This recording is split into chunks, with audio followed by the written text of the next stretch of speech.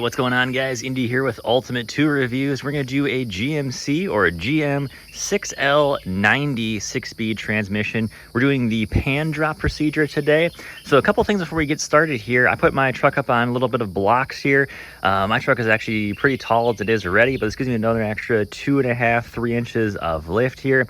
Also, we are making sure that we are going to be level on this project as well too. Of course, we're in a transmission.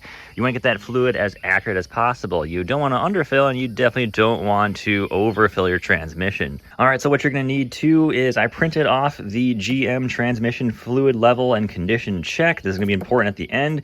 And then of course the transmission fluid fill procedure. This truck does not have a dipstick. It's a 22, not the 22.5 that goes to the 10 speed. This is the regular 22.0, you could say. This is really one of the last 6 speeds they put in the heavy duties. And then of course we have our transmission fluid Dextron 6, the Valvoline Max Life. It's always one of my favorite stuff. My Tacoma takes it too. It's a great transmission fluid. It's way cheaper than the Dextro 6 directly from GM. We also have a transmission filter, a couple of extra gaskets that we're definitely not going to use that came with the filter because we can reuse the gasket on the transmission itself, which is actually a really good quality gasket. I've got a couple of different fluid pumps here because we of course have to use the little side thing here to pump the fluid back in. This little port is really weird. And there's a couple of really weird things in here because we don't have a dipstick that we have to do. But the pan drop procedure is going to be 6 to 6.5 quarts. I've seen both mentioned online. We're going to find out today. So I'm just going to do 6 quarts initially. Then of course we're going to do the fluid check level condition check and see where we're at from there. So let's start off by getting off the heat shield on the side of the transmission. I'll show you what that is. Okay, passenger side of the truck here. Here's going to be our heat shield right here. Our fill port is actually right up here. So we got a 10 millimeter bolt here, and on the back of it, you can see right there, I believe that's a 13 millimeter bolt. Yep, 13 millimeter bolt there. So both those need to come out. The heat shield just pops off this way, and that allows us to access the fill port. I'm doing this first because I want to clean that fill port first and make sure that's accessible right away.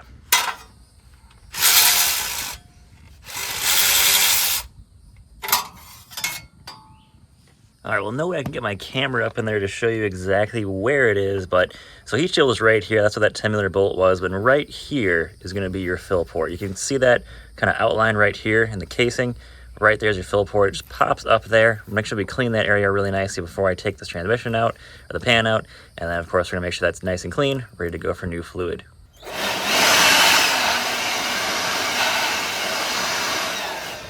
Nice, all 10 millimeters here for the pan here. Remember, this is not a drain port here. This is going to be your check level right there. That's how you check the fluid level. You're not really getting much fluid out of there. It'll drain out. There's not really a good way to do this because there is no drain bolt on this pan, so that's nice.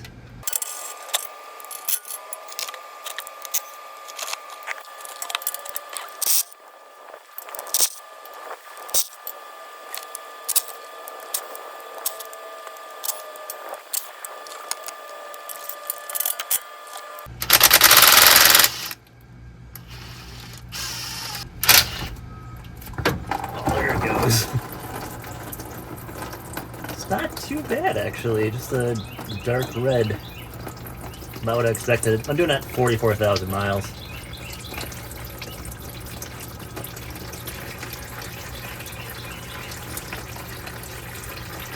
Not smelling anything burnt or anything, so that's good.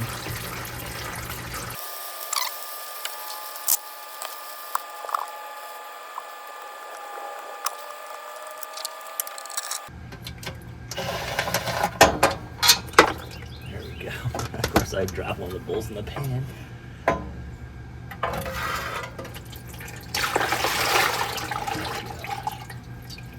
and there's my gasket. Sweet. Alright, well, nothing special about the pan there or anything. Just the usual little bit of, little black junk here on the magnet. Nothing too crazy there. So, happy to see that. But I like to follow the severe maintenance schedule when it comes to any vehicle I own, because why not, Here's that filter, and I believe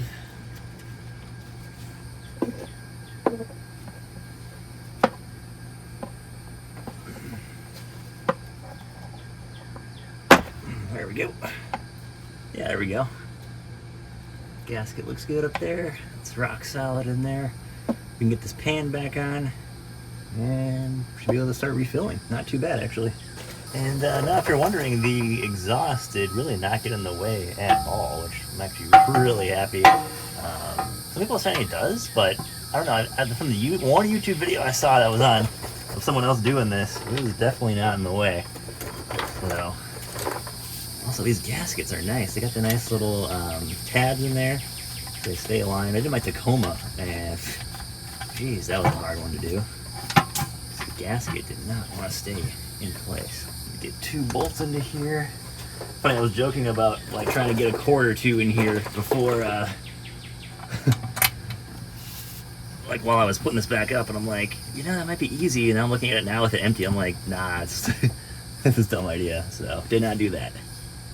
These bolts were not very tight at all, so I'm gonna do them by hand, of course, but get them up with a little impact. It's only the second time I've done a transmission pan drop ever. Kind of why it's nice having a like a cheap truck to have fun with first. We could try it on something a little more expensive. But honestly, this is not bad at all. You have to move like the exhaust or anything, so.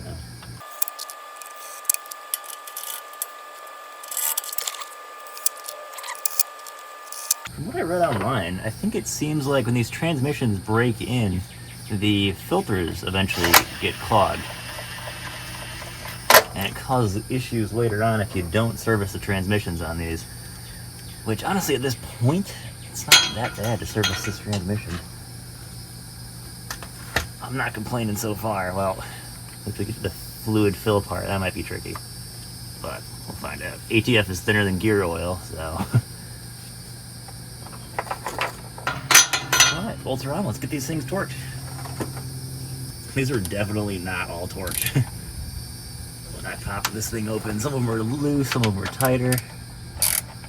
I got a gallon jug here. I can easily measure another 2 quarts and put it in there to give myself exactly 6.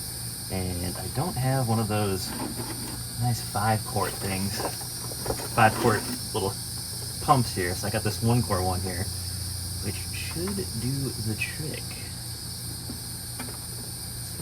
This is so stupid. I wish there was a dipstick here. I wish I put the dipstick mod in at least, but man, I can get Rock Auto's out of the parts, so that's why I haven't done it yet.